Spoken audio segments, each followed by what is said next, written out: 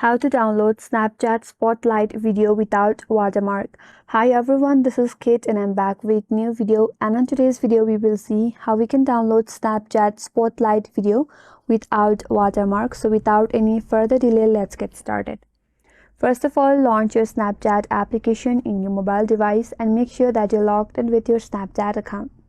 Once you're logged in, now navigate at the bottom of your interface. There at the bottom right corner, there is a For You icon. Tap on it. So this is your Spotlight video. Now if you would like to download this, if you tap on this share icon from the bottom right corner, you will land on this page, and at the very top there is a share to section. If you swipe this to your left, there at the very end is a download option, but if you download it from there, you will have a watermark. Now, in order to download this video without watermark, what you have to do is simply share this Spotlight to one of your WhatsApp friend or WhatsApp chat. Tap on WhatsApp and then tap on share.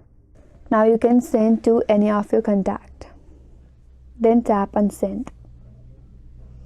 From here again, tap on send. Once you have sent it, if you open it up, you will land on this page, and the video will play right here.